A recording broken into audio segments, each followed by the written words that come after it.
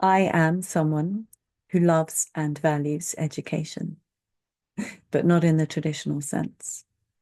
I want something for your children that we never had. I tried to give it to my children. It wasn't possible then, back then in the 90s.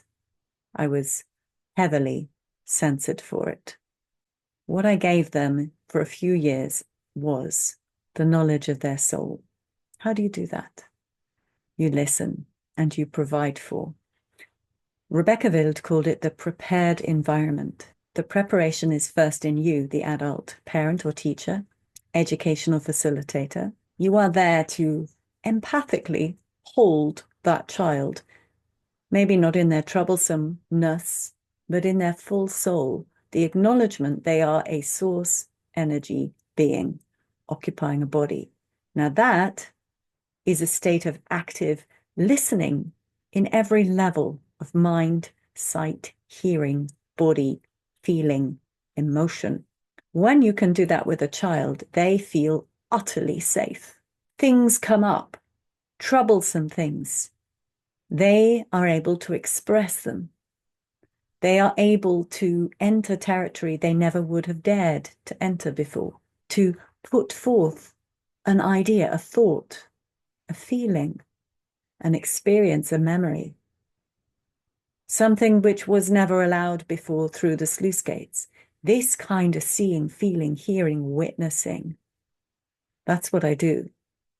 And that is what enables a child to be who they are, which is in connection with their source energy. They have not yet created that many filters unless they've been seriously traumatized. They will have filters being here on earth, being born, being inoculated, having to exist as a child in the ways we do. That creates trauma, but it's not heavy yet. The heavy layers that Wilhelm Reich talked about, the armor of emotional armor, that comes later. But as a child, there is still the possibility they can throw those heavy coats off in the presence of somebody who sees, hears, feels, witnesses, allows. I teach you to do that in the books I write. I would love to be able to teach you in groups. I want homeschools, I want new schools. Right now, I do it through my books. I have some great books. You can find that information there. Why am I preaching to you? Because I found something that is still not used to connect a child to their soul, to listen within myself, to know what to then provide for that child using my intuitive response. Listening to them, listening to my soul, coming forth with a solution, which the child then takes and runs with. That is new. You can do it with a group. You can do it with a person. It's just we haven't given it space or time. We haven't treasured the spiritual. We haven't treasured the intuitive knowing of the soul. Inspiration is what I do. That's what I'm here for. And I'm writing a magazine, part of it. I'm looking for people like you who have had ideas about the education system, who understand what needs to be changed. We need, as you know, an entire overhaul. The facts we thought we knew, the so-called science we thought we knew, all of the rugs are being pulled under our feet from that. We understand they're based on manipulated lies. It is very rare to find a real fact and a real piece of scientific study. We need to redefine what that is, have discussions. But in the meantime, we have children growing up. They need experience and learning. And what do we do? So it's based on listening and providing for. I have so many, so many ideas, so many schemes, so many visions. Over the years, they have gone into my children's stories, into my books for adults, and my many, many conversations like this online. Investigations, human soul technology, all of the tools that we have stuffed deep based upon communication with soul and spirit. That is why this is called inspiration. We are regaining our connection to spirit, that divine source field. Some people call it the morphogenetic field, Rupert Sheldrake. Some people call it the quantum field. Boom. Great. Doesn't matter. It's the energetic field in which we live, from which all experience is woven, emanating from the prime creative source. And lots of things can happen in that energetic field.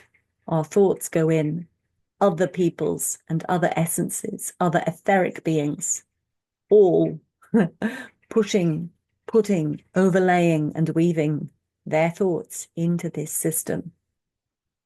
Who wins? The clearest, purest sound.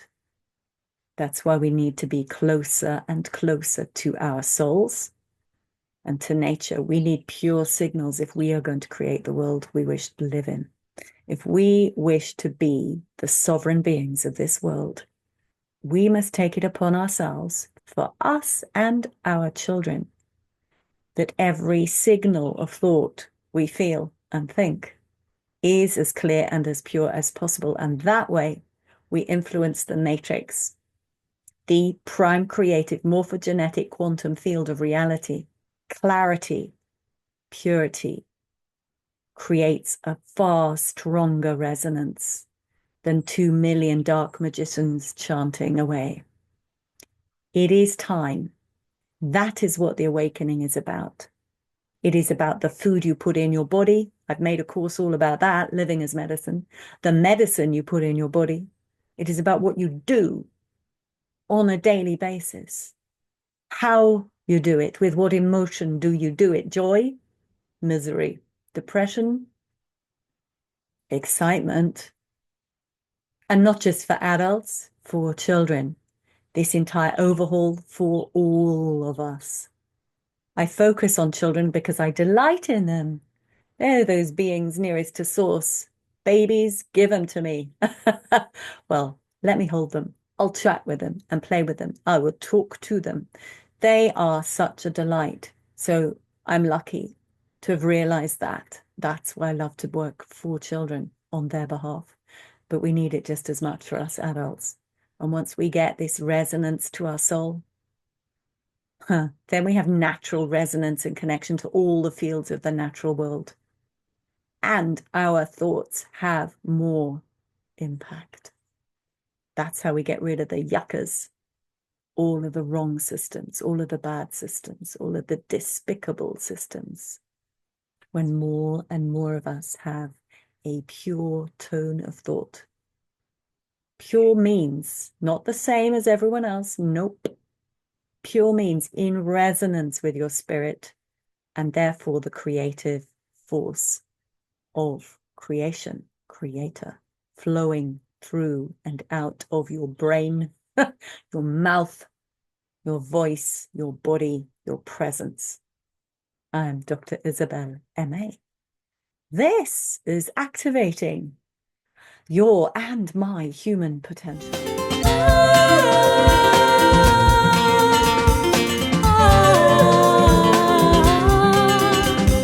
Think that you do everything wrong. That's not what they told you forever so long. Well, I'm here to tell you it's all just a lie. You're really my love, the lead vacant cry. I'm eccentric and odd, some would say strange. I live my life beyond their hearing range. Well, I love to be free and I live to explore. You're my reflection standing there at the door. Heart, beacons and fire, filling all up with goodies from the sky. Kiss me and squish me and tease me and cry. Love me, honey, to the day that I die.